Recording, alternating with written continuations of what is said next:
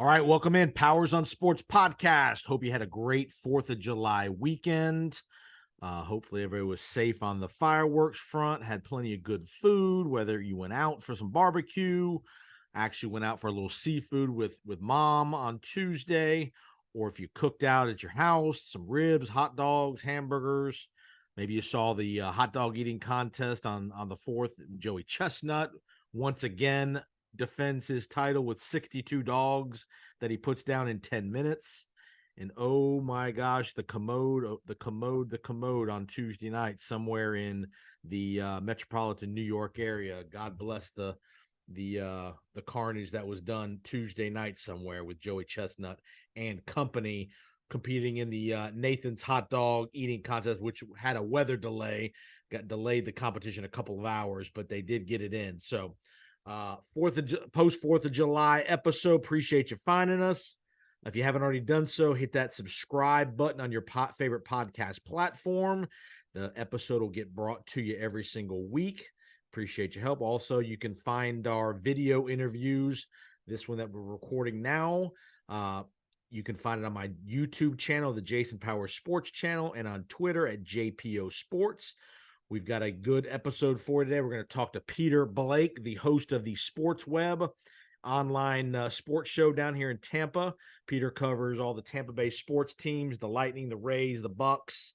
We're going to talk to Peter about a little NFL gambling scandal. We're going to talk about the kind of the NFL gambling policy that's been put in place. Some suspensions were announced last week. We're going to talk a little MLB trade deadline coming up here. Will the Rays make a move?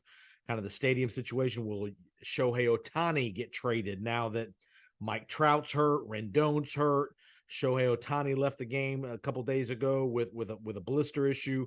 Will this lead to the trade of Shohei Ohtani as we approach the deadline? Trout's going to be out 6 or 8 weeks.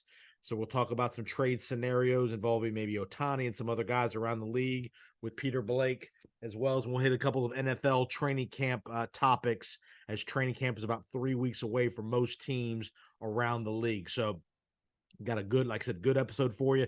Before we get to Peter Blake, I'm going to hit on a couple topics from around the sports world the last week or so that are kind of the high profile topics for you as well. We got the MLB All-Star game coming up next week. Those rosters were announced. Again, you're gonna have a lot of the big players are not going to be playing. We had a rash of injuries in the last 7 or 8 days. Kershaw, McClanahan, Ohtani, Trout, some of these guys that are not going to no longer going to be in the game. We're going to talk about the value of the game. The home run derby is going to be probably to me, that's the marquee event of that weekend is going to be the home run derby.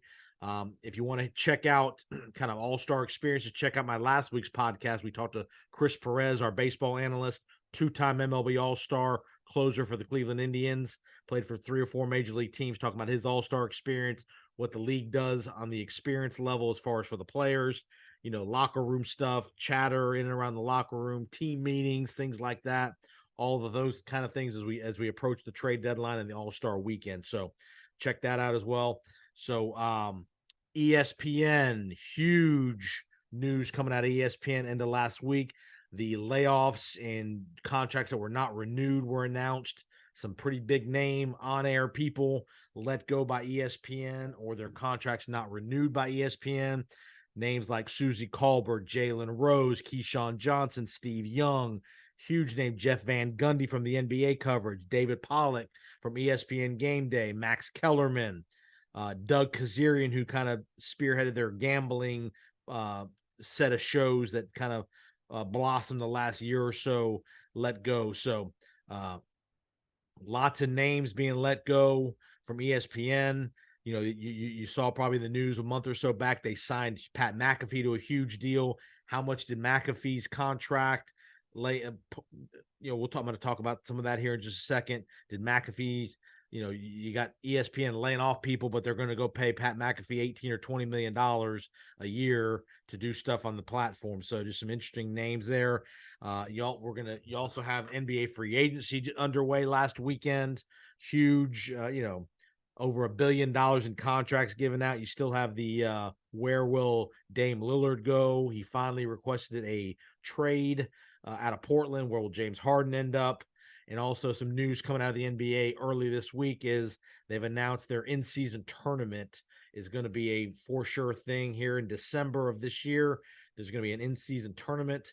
The Final Four has been announced that they're going to play the Final Four of the in-season tournament in Las Vegas for the Final Four. So more details of that tournament are coming up. Summer League coming up. Victor Wembanyama is going to make his debut later this week, probably on Friday out in Vegas at the Summer League. So that'll be some interesting stuff too. So, all right, let's first get to ESPN and the layoffs. Again, some huge names that we all have got accustomed to seeing the last 10, 15 years. ESPN, Susie Colbert's of the world, Keyshawn. Interesting for me was how some of these salaries that were released for some of these guys, not everybody's salaries released, but some of these salaries that were released were trickled out. A guy like Keyshawn Johnson making $4.5 million a year. Are you kidding me? All he pretty much did, he was part of their morning show, their national morning show. Jason Williams, Keyshawn Johnson, Max Kellerman was also another casualty. You kind of saw that coming once he was removed from First Take, probably about a year ago through Stephen A. You kind of felt that might be coming. His impact at the network, major league marginalized there. They moved him to the morning shows. Him, Keyshawn, Jay Will. To me, that's just saying a great show. Keyshawn Johnson making $4.5 million a year to do that show, do some NFL live stuff. He wasn't even a part of really the Sunday NFL countdown. Matt Hasselbeck, another guy part of the NFL countdown team, was let go. Susie Colbert, Steve Young, part of the Monday night countdown team, let go. So just some interesting names. Todd McShay, huge guy in their scouting and their draft coverage. He also did college football sidelines. He was also part of the carnage as well. David Pollock, part of the game day crew. Gene Wojciechowski, part of the game day crew, kind of the Tom Rinaldi type storyteller, essayist for ESPN. His contract was not renewed and he was let go. Jeff Van Gundy, huge name on the NBA coverage on the number one team. Mike Breen, Mark Jackson, and Jeff Van Gundy. Very surprising to see Jeff Van Gundy let go. To me, if you're going to let somebody go, it ain't Jeff Van Gundy. You can find some other people on the NBA coverage to let go. He was really good. Probably he might have been part of his dismissal. Might have been he wasn't afraid to challenge the NBA on some things, some topics, some issues, some rule changes, things like that. He wasn't afraid to speak out against the NBA. Did Adam Silver in the NBA kind of behind the scenes tell ESPN, hey, you got media rights negotiations coming up soon. We'd like to see a couple changes on the broadcast team. Maybe that was one of the stipulations. Who knows? But again, very surprising that Jeff Van Gundy let go. You have to figure that ESPN, that TNT might be in the mix for him. A lot of speculation that NBC is going to make a big run at the NBA at the next media rights deal comes of age here in the next 6 months to a year. Could Jeff Van Gundy be the number one guy at NBC if they got the rights? I would think so if he got the rights. So Jalen Rose, another guy, to me, he was a guy that was way overpaid. He was on the NBA countdown coverage, pregame show. Did not add a lot for what he was making. He was well over $5 million a year. If you're ESPN, you don't know this. ESPN is really, their revenues have really been affected by subscribers. So many people are getting rid of cable, going to streaming services. ESPN has kind of trickled out that they're going to be going direct to consumer here, not before long in the next couple of years, where you can pay for just ESPN and their networks as opposed to it being part of your cable coverage with Hulu and all the streaming services. I think ESPN's their revenue model's changing. So they've had to me, this is just getting rid of some of the fat and the dead weight. Some of these salaries are incredible to think what some of these guys were making for the amount of work and contribution they were doing. I don't have a big problem with a guy like Keyshawn Johnson, Jalen Rose, just not worth the money they were making. I don't know if they were offered a reduced salary to stay on. A guy like Steve Young, he works the NFL. I don't know what he was making, but I'm sure it was a pretty penny. Don't know if they were offered reduced salaries to stay on. Susie Colbert, somebody who's been with the network for a long time. She was let go as well. They might be going in a different direction as far as hosting those things. names like Laura Rutledge. You see her on the NFL coverage a lot. Wouldn't shock me one bit if she's the new Monday Night Countdown person. Matt Hasselback, again, ESPN, the Sunday morning countdown team, not the most provocative ESPN coverage. Hasselback was decent, but he was never going to ruffle any feathers, things like that. Remember, you have Rex Ryan as part of that, Sam Ponder, Teddy Bruschi. That's probably got two people too many as part of that. As part of that coverage, you don't need 6 people doing a Sunday countdown show on ESPN. 3 or 4 people's plenty. You got insiders with Mortensen. You got Schefter. You don't need 5 other people sitting at the desk talking NFL games. That's, to me, the worst of the NFL pregame shows is ESPN. Not a big fan of Sam Ponders. I don't think she's terrific at what she does, but they're going to keep, she's obviously the host, but Matt Hasselback is part of the, as far as the Pat McAfee effect, I think David Pollock is a guy, and Gene Wojciechowski are guys that probably were probably casualties of Pat McAfee, because you got to think part of his salary is being expensed by different people within ESPN. He's going to have a full-time role on College Game Day now. Whatever portion of his salary is being paid by the game day budget probably had to affect a guy like David Pollock and Wojciechowski. Again, you don't want to have too many people on that broadcast. Now that McAfee's going to be an every week guy, that's probably one too many guys you have on that set. You got Desmond Howard. You still got Lee Corso, who's probably got to be at the end of the road here. Maybe one more year. Lee Corso. You got Reese Davis. You got McAfee. You have, Herb Street, obviously. It's a big budget, a lot of money, a lot of salaries. Herb Street's making a ton. McAfee's now making a ton, and some of that money is being expensed through the College Game Day budget. So, they did just lose Chris Felica to Fox. But Pollock, to me, is probably a casualty of them bringing on Pat McAfee at such a big number. Wojciechowski was kind of their storyteller. I was surprised they let him go because he did it. Again, I don't know what he's making, but I'm sure he did stuff for the ESPN.com, ESPN Game Day. You could have used him in some other areas. Or maybe you're just maybe you're just trying to get cheaper in that area. I don't know. It's from a finance, but you can definitely see ESPN cutting back on the salaries, the bloated salaries of a lot of these guys. Again, don't know how many contracts were just not renewed versus people given an opportunity to stay on at a reduced salary. Don't know that. That's not all been released. But again, a lot of moves at ESPN. You're probably going to see more moves. Stephen A. Smith has hinted there'll be some more moves coming in the near future. Don't be surprised if you see a couple big names get let go, especially the people that are making a lot of money that aren't doing a ton of work on the network. Stephen A is a guy that does a lot of different stuff for ESPN throughout the year. Obviously you got Mike Greenberg's making a big number. You got Billis, but you see these guys on different platforms. You saw some ESPN anchors let go as part of this. Neil Everett, who'd been there a long time, kind of the LA-based Sports Center guy, he was let go. Interesting times at ESPN, and more cuts to come. So, again, how many of these guys will hook up with Fox and some other outlets? FS1, some of these maybe sports gambling sites, DraftKings, FanDuel, things like that. Who knows? NFL Network, MLB Network, NBA Network. It'd be interesting to see where some of these talents end up. There's a lot of good people, but again, there were some obvious easy reductions in salary that could have been made for guys that to me weren't very good on the air and didn't offer a lot outside of their small little niche of what they talked about. So more to come out of ESPN. MLB All-Star Game coming up next week, Tuesday in Seattle. To me, the MLB All-Star Game is irrelevant. Now there's nothing on the line. You're going to have several guys not participating in the game this year due to injury. Kershaw, McClanahan, Ohtani, Mike Trout, those kind of guys that are not going to be in the game really takes away from the game due to injuries. I mean, it's not their fault. They got hurt. I get it, but it's going to be a disastrous Tuesday night rating for me outside of seeing the guys introduced. Will not watch a minute of that game. There's nothing on the line, those kind of things. The marquee event, an All-Star game, All-Star weekend, is going to be the Monday night, the Home Run Derby in Seattle. You got some big names. Julio Rodriguez, who's the hometown guy.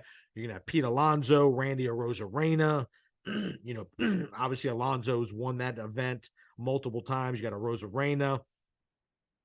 You got some other big home run. Mookie Betts is involved in it. I like that. Mookie Betts is going to be. So you got some star power in the home run derby, which I like. That'll be the marquee event of that weekend. Will be the home run derby Monday night. I will probably watch some of that. But again, Monday night home run derby in Seattle.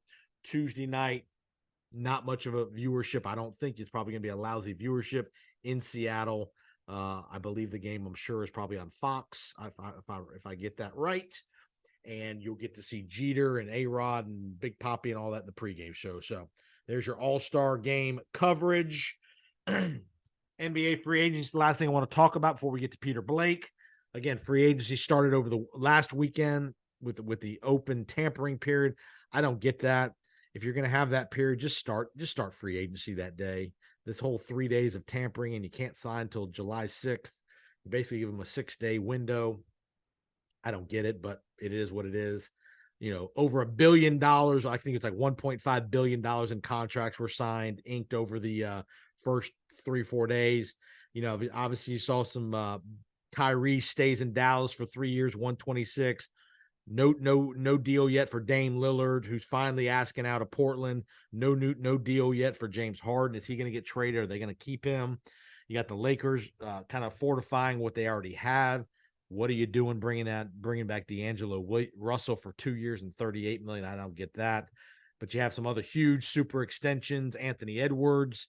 You got Sabonis out in Sacramento, got a huge extension. Draymond Green back in Golden State. That was a good move there. You got Chris Paul got traded to Golden State. That's a good move there. The Celtics, they're kind of on the periphery of the Dame Lillard. Would they potentially trade Jaylen Brown for Dame Lillard? Remember, Brown is eligible for the huge $250 million extension. You have to think about that. Remember, they're bringing in Porzingis as well, kind of their own big three. Would you trade Jaylen Brown to potentially get Dame Lillard? If you're Philly, to me, if I'm Philadelphia, I figure out a way to make the Dame Lillard trade happen and figure out a way to get James Harden the hell out of town.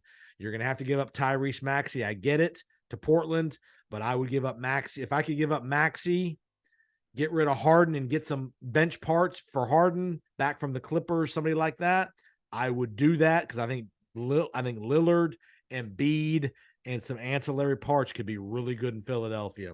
I really think that's a combination. I would not move forward with James Harden.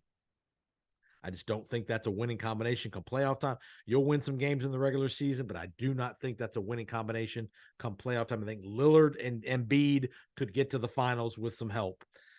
Again, you don't have to have a huge superstar number 3. Get some good parts for as part of the Harden trade. You do a 3-way deal, Portland, Philly, the Clippers. I think you could get some good parts. Portland could get some huge draft picks and some other parts. Sleeper team in this whole Dame Lillard situation. A sleeper team potentially is the Utah Jazz. Remember, they got 4 number 1s from the Minnesota Timberwolves last year for Gobert. They have a bunch of draft capital with Danny Ainge running the show in Utah. They've got a pretty decent team. They got some young players, but a Dame Lillard in Utah. Remember, Dame Lillard went to college in Utah at Weber State. He likes that part of the country. He would be good in a smaller market town like Utah. But if you're Utah, are you quite ready to compete yet? You got Lauri Markkanen, you got some other good pieces there, but are they quite ready to compete if they added Dame Lillard? Remember, Danny Ainge has got a ton of draft capital. Portland's looking for draft picks, high draft picks, multiple draft picks, and a couple of players. They got a youth movement going on in Portland. Remember, they got the Shaden Sharp kid. They drafted Scoot Henderson. They signed Jeremy Grant to a monster extension, probably way overpaid for him. But you still got, you got to have some help there in Portland. Interesting to see where Dame Lillard, he wants to go to Miami, but to me, Miami just doesn't have enough firepower to send back. To me, Tyler Hero and Duncan Robinson ain't enough to go back to Portland. Tyler Hero, Caleb Martin ain't enough to go back to Portland. I'm not making that trade if I'm Portland. And if you're Portland, you have to get as much as you can get. You cannot guarantee Dame Lillard, I'm going to get you to Miami. If you're Portland, you've paid Dame Lillard a crap load of money over the years. You've been very good to him. You have to get as much draft capital, as much on-court capital as you can get for Dame Lillard, whether that's Philadelphia. To me, the best trade is to make is Philadelphia. You get a young guy, Tyrese Maxey, who you can extend if you're Portland. You get a young guy, you'll get some draft picks as well. That's the best player you can get for a trade scenario. Maybe Jaylen Brown if it's the Celtics. That'd be the one caveat. If you trade for Jaylen Brown, do you want Jaylen Brown or do you want Tyrese Maxey if you're Portland? Interesting decision. If you're the Celtics, do you trade Jaylen Brown and some other pieces to Portland to get Dame Lillard to match up with Porzingis and Jason Tatum? Interesting moves to be made if you're the Portland Trail Blazers. So there's your NBA activity. Remember, the NBA announced they're going to have their in-season tournament in November, December. Final Four is going to be in Vegas in early December. The format of the tournament has not been announced yet, and what the reward of winning that tournament is not yet. It's going to be a lot of money. Players are going to get a lot of money for winning the tournament, but we'll see the details as they trickle out. So there's your updates. Wimbledon going on. First few days of Wimbledon. No humongous upsets. Coco Gauff got beat on the women's side. No huge upsets on the men's side. Hopefully the Wimbledon will get a good second week with a lot of the higher ranked players hanging around. You got Djokovic going for the Grand Slam, halfway home. Alcaraz, maybe a couple of American names, Francis Tiafoe, maybe he can make a little run. Maybe a guy like Andy Murray can make a little run, finally healthy again. The British multiple-time major winner, won Wimbledon several years back. That'd be a cool scene to see him in the mix in week 2 in Wimbledon. But again, Wimbledon underway in England. Hope everybody, again, had a great 4th of July weekend. And again, Peter Blake coming up right after the break here. Talk from the sports web down here. Going to talk about some NFL suspensions, some NFL training camp storylines, and some MLB trade deadline chatter. Talking about the Rays and some other teams around the league. Who's going to make a move and for who? And Shohei Ohtani. Will he be traded? Yes, no, maybe, and to who? All with Peter Blake coming up right after the break here on the Powers on Sports podcast. We'll be right back.